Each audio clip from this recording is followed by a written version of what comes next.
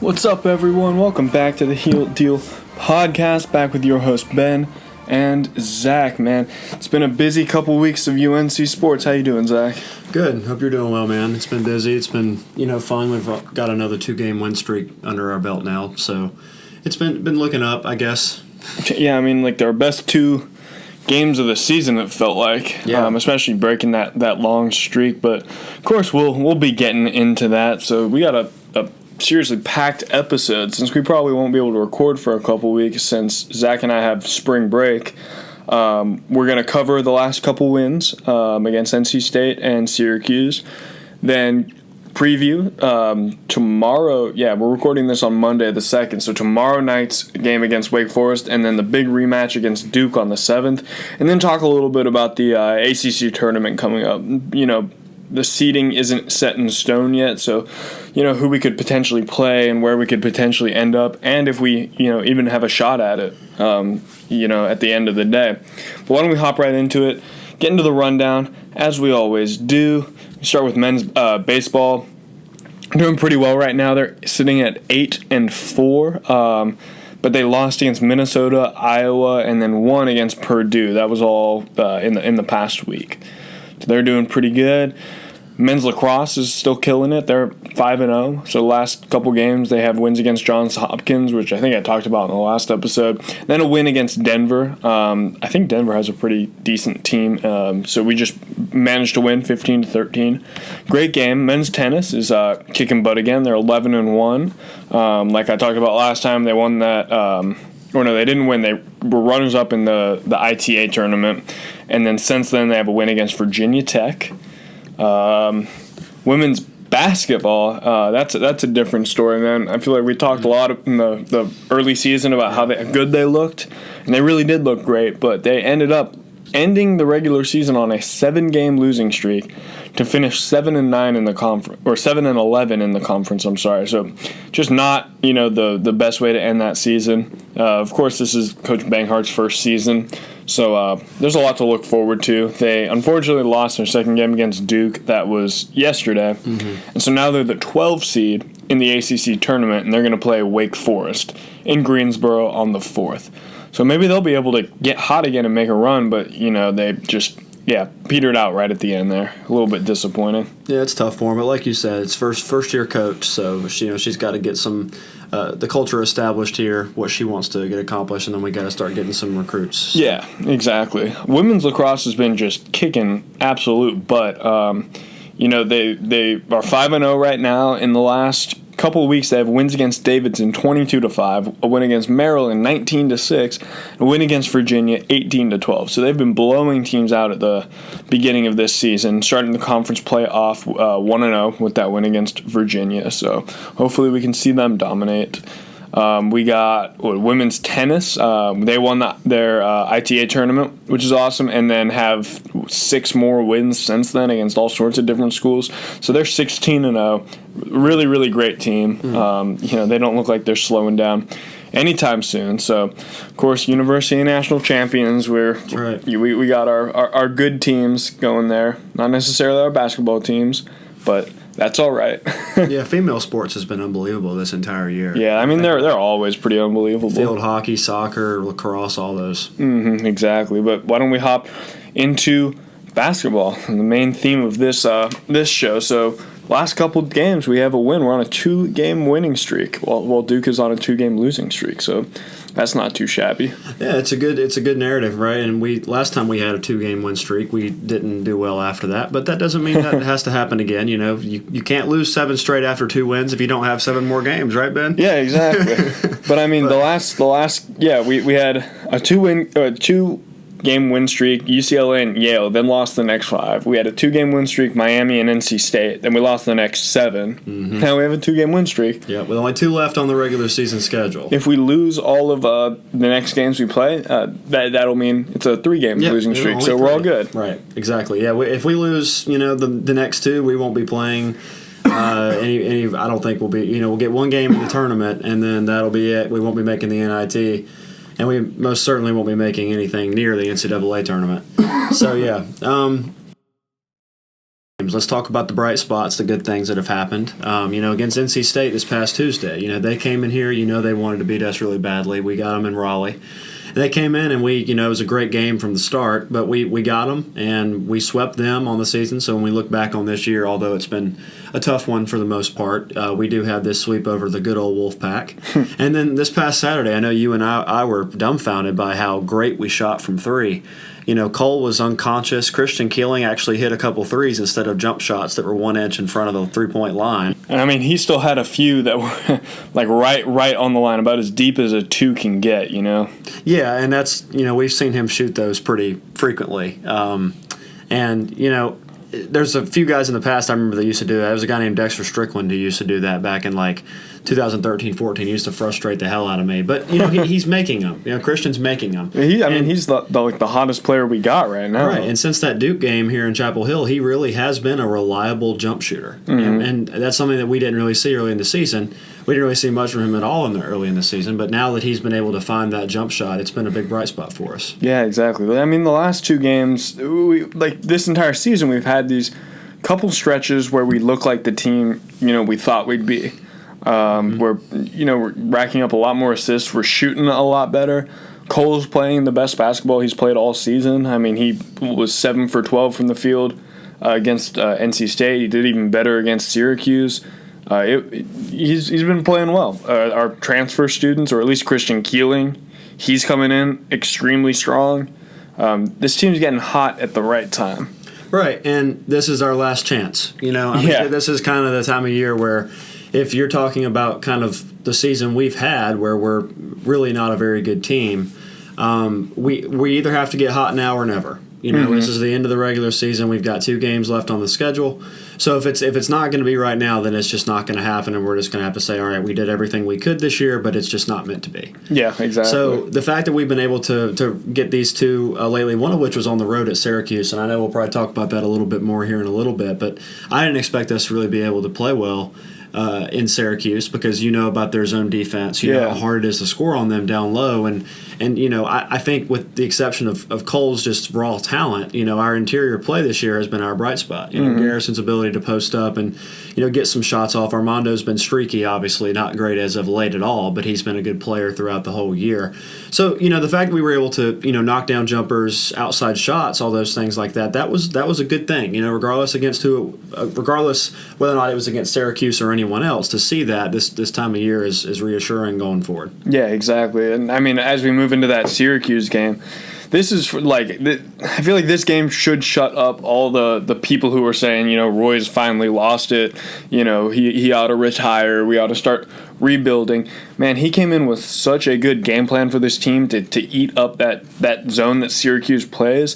I mean, we were passing it like we'd never passed it in any other games because this game plan was scripted specifically for Syracuse and to beat this Syracuse team. So we were getting...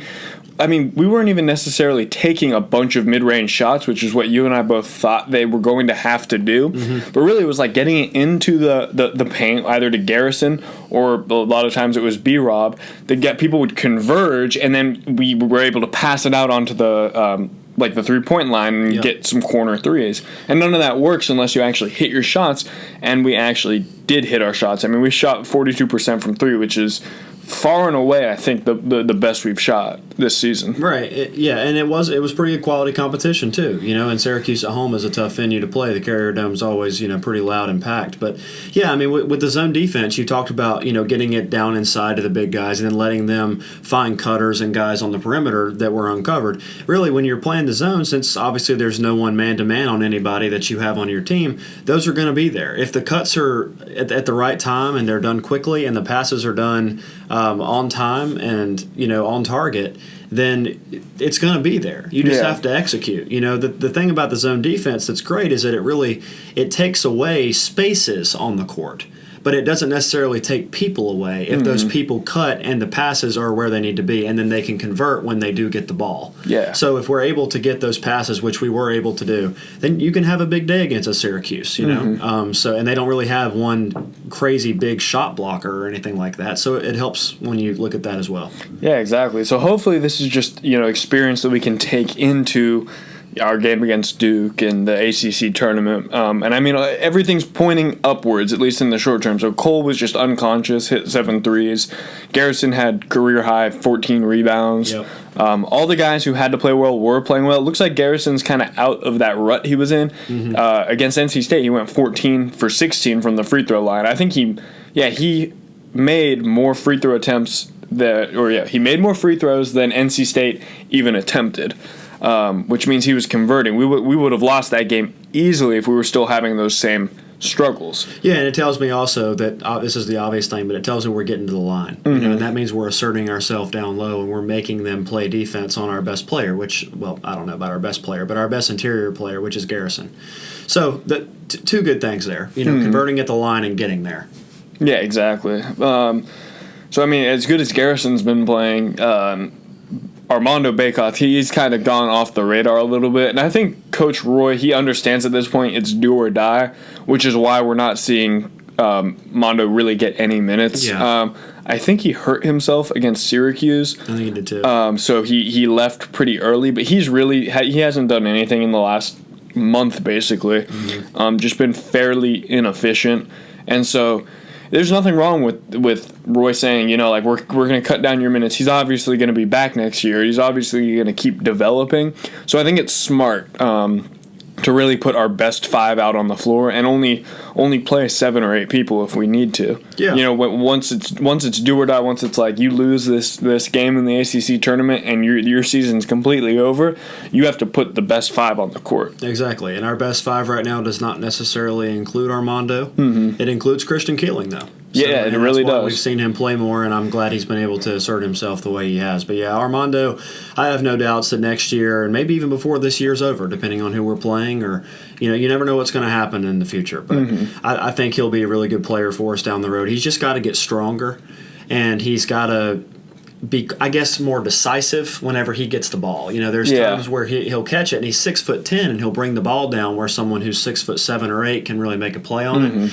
And you got to be bigger than that. First of all, you got to use your strength, stay above the rim, stay above the defender, and then either make them foul you or make the shot. Yeah. And sometimes just dunk it. Don't shoot a layup. Dunk yeah, it. Exactly. He's gone up way too soft on a lot of his plays that should be easy makes.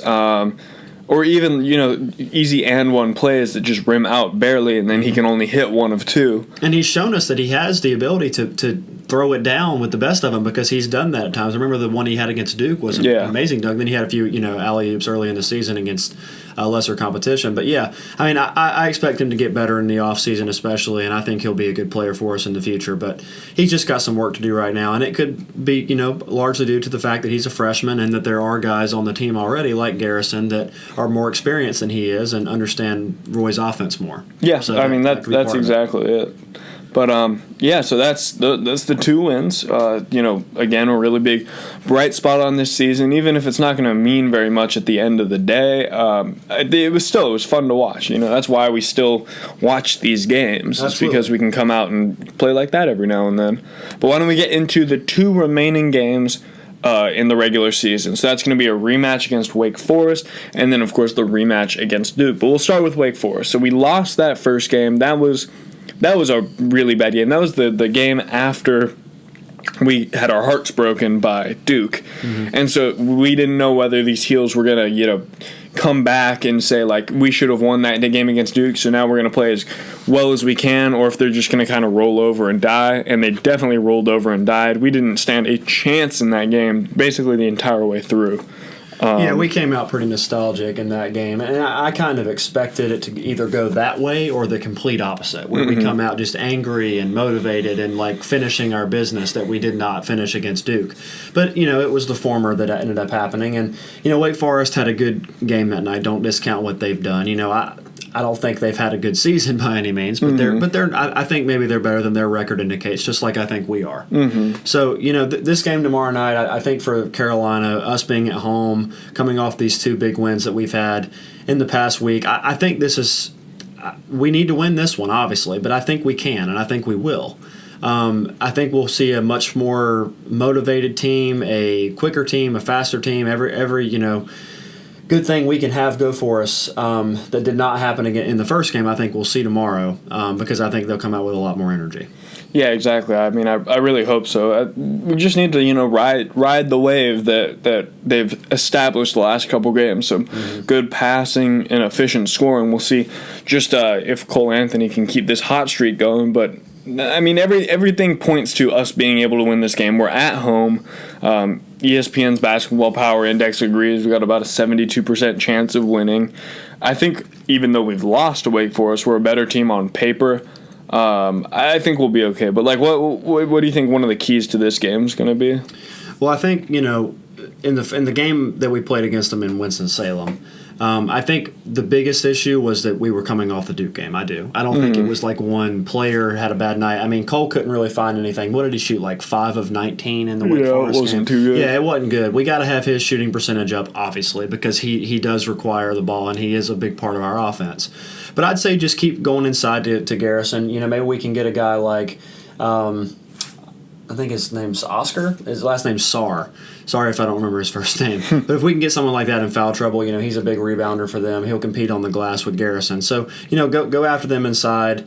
Make Brandon Childress guard us out. Make him guard Cole or something like that. I don't know. Wake Forest is not a team that requires a significant amount of game planning because they're really not that great of a team. But we have to do what we can do, and that starts with, Cole taking good shots, drawing the double teams that he always is going to, and then finding other people because they're not going to, zone us like Syracuse did. Yeah, but they'll play a lot more man defense. So the cuts will have to be crisp.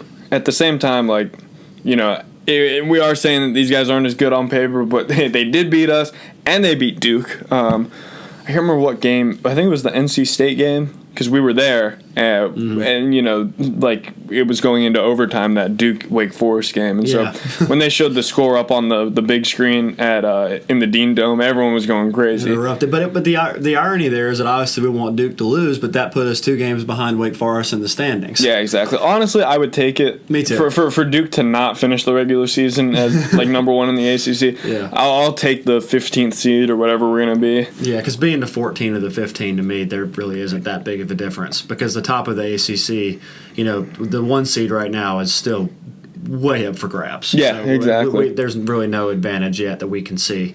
And I mean, we'll talk about that in just a minute, but we'll move on to Duke. So ESPN likes us for the Wake Forest game, but they really like Duke, in Cameron, which is understandable. They're putting the Blue Devils at a 94.2% chance of winning, which means we're at 5.8, which is not a lot. But these Blue Devils are... it's very easy to identify that they are nowhere near as good as their team last year. These are guys that have dropped several games that they shouldn't have. They've lost the last 3 of 4. They shouldn't have lost to NC State by 22 points. Shouldn't have lost to Wake Forest by 12 in double overtime. And, this UVA team's pretty good. So I'm not going to say that UVA shouldn't have beaten Duke and Charlottesville. But still, that's a game I think you expect... The number, they were like 7 or 8 at that time. Yeah. Right now they're number 12. The AP poll just got released today.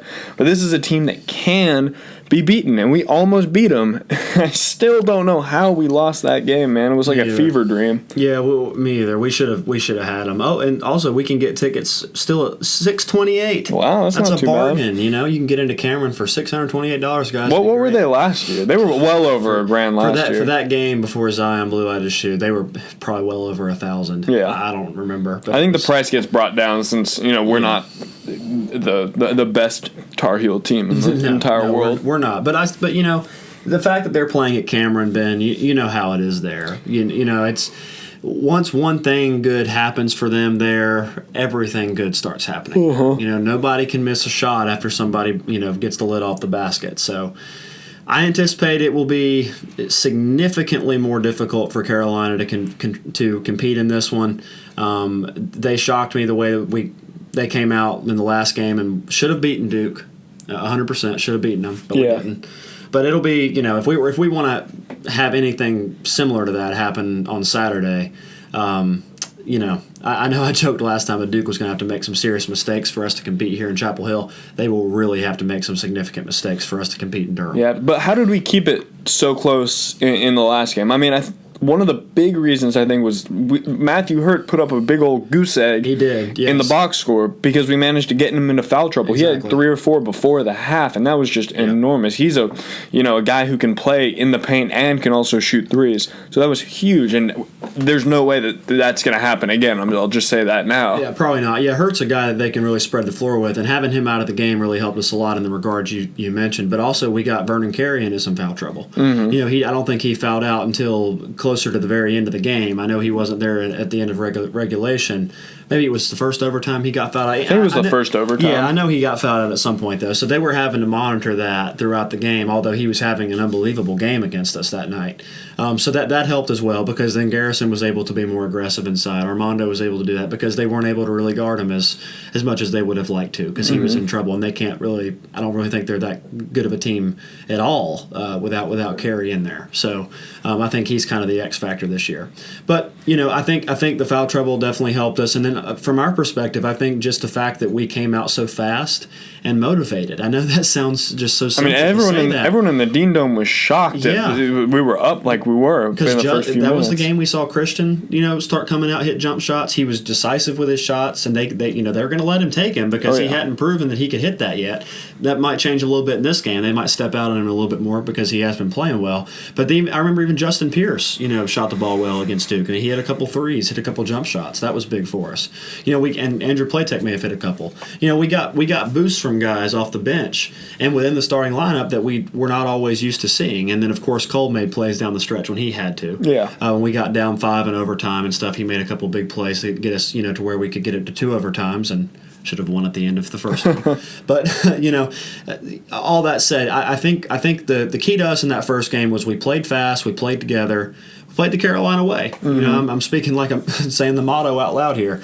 But yeah, that was the way it was. And, of course, the foul trouble for Duke helped us as well. And I think for this game Saturday, that's kind of going to be what we're going to have to find a way to come out and be decisive with our shot making. The thing about playing at Duke is that it's so loud, his communication is going to be, at an all-time low. Yeah, and our ability to execute plays like we've shown all season is subpar, to say the least. So imagine when you can't actually verbally communicate. No, we can't. And the Duke students know that, too. They're going to make it a hell for these guys who, maybe don't have the experience. It's just going to be, it might be a mess. Yeah, we don't have many people on this team that are strong contributors that know what it's like to play there in a high-stakes game, significant minutes in a high-stakes game. I think Garrison's really about the only one. Well, Leakey and B-Rob were role players last year. Yeah, they didn't get as much time, though. Garrison was a starter. So he knows exactly what it's like to have to go in there, with all the expectations against you and with you.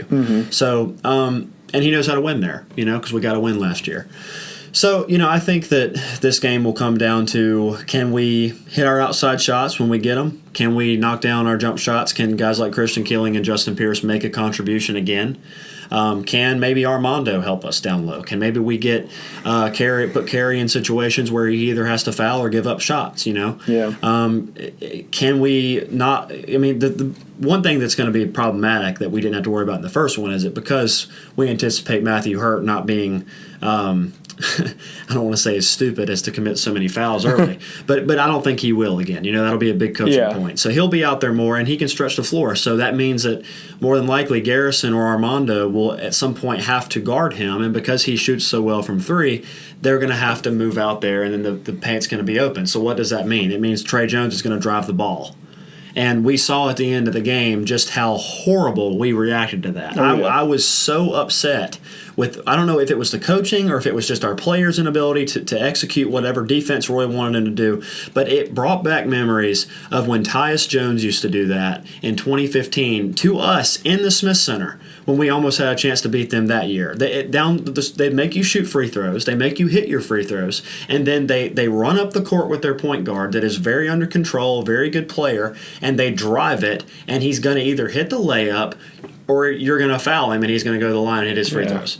So you have to get rid of the freaking basketball. He did. They did that like 3 times in a row. It was terrible. Over and over again. Like it's happening even after a made free throw. But it just seems like our players were just a step late into getting back. And I don't give up a 3, but it's almost better to make them take one after giving up 10 to 12 seconds of the clock as opposed to giving up 5 and going and getting an easy easy bucket because then they cut it down by one less point, and then they instantly foul you if you get it into the guy you want, assuming you can do that, and then you play that same game again.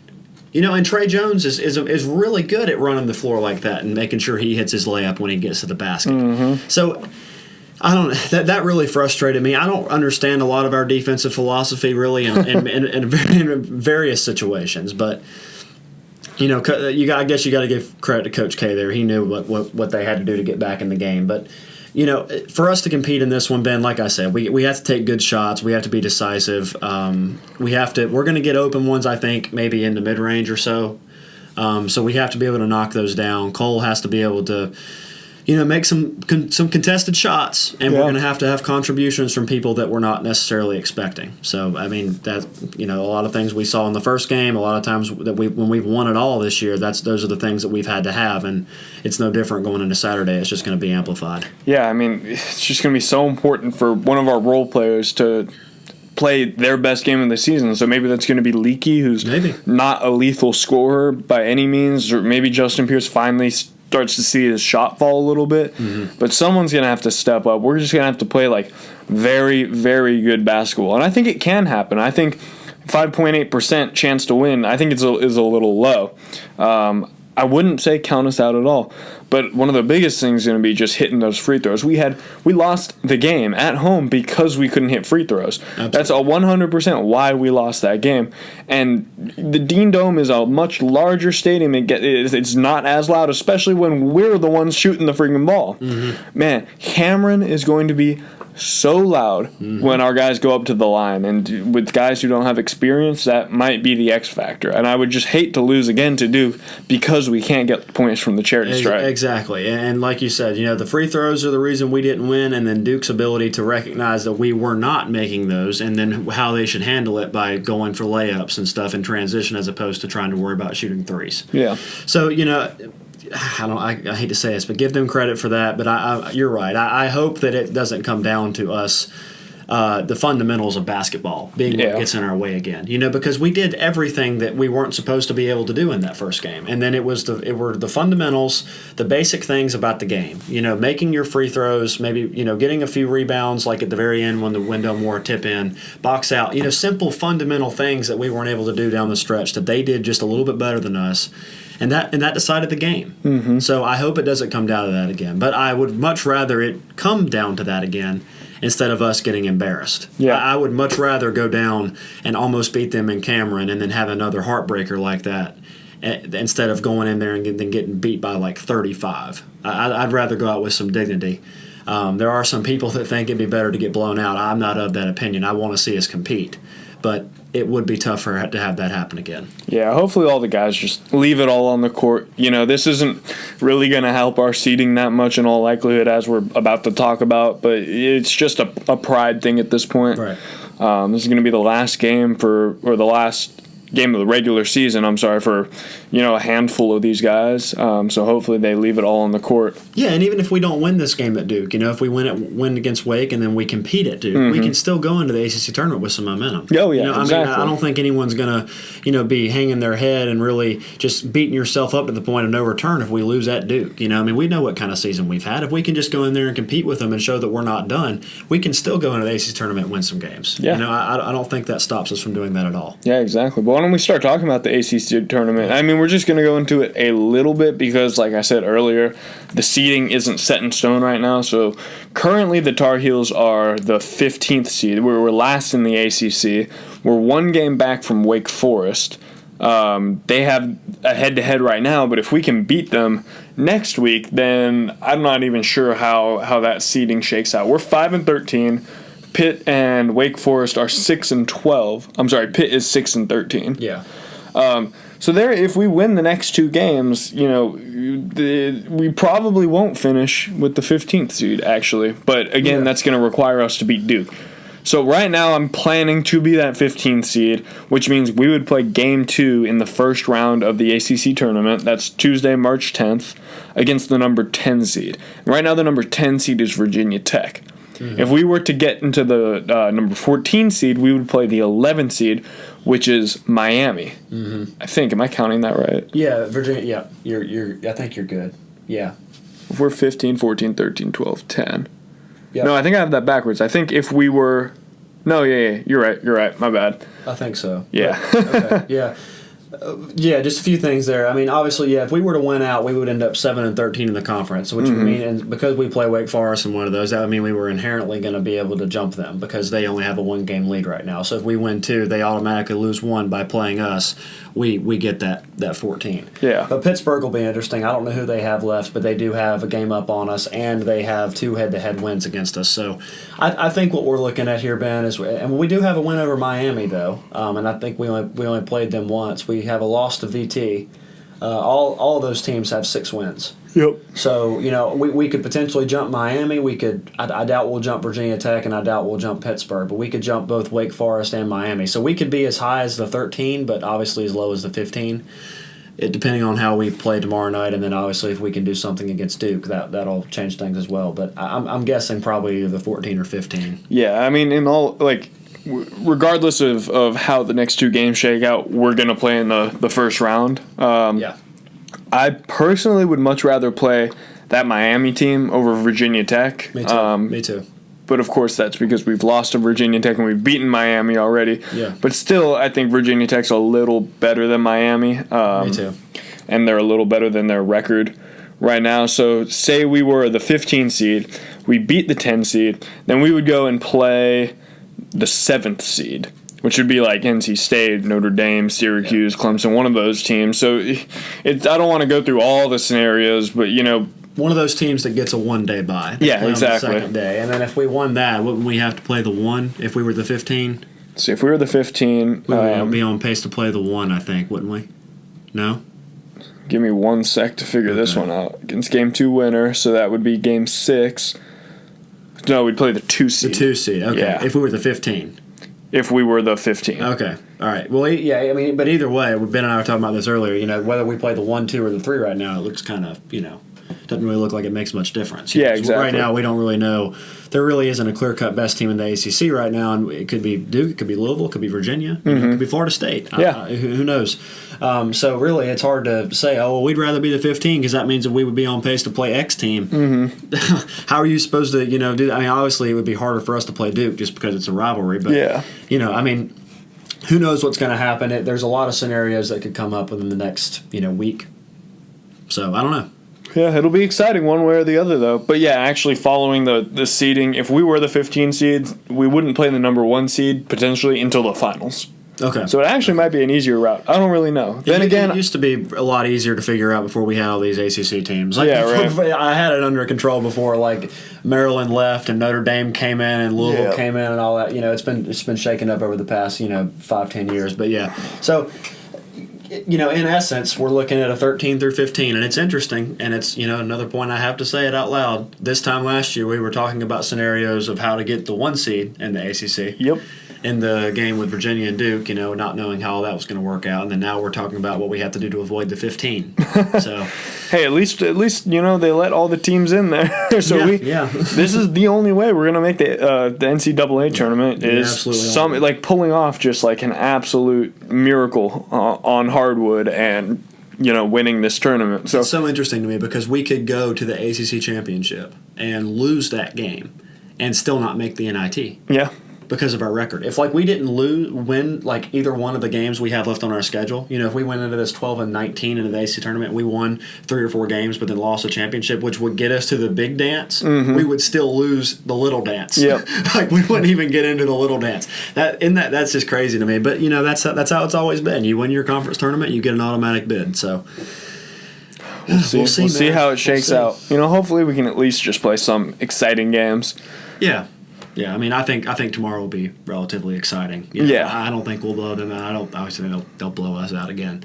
And then Saturday, hopefully, will be exciting. Exactly. That's really all we can hope for at this point. But I think that just about wraps it up. Any last things you want to add? That's it. Like Ben said in the beginning, guys, we probably won't get a chance to record next week. We'll be in separate places for spring break, so just bear with us there. But when we get back the week after that, we'll catch up with you guys about the tournament. And who knows, maybe we'll have a season recap by then. Maybe we'll be in the NIT. Maybe we'll be in the NCAA tournament. Who knows? But we'll see. In the meantime, enjoy watching the games and go Heels.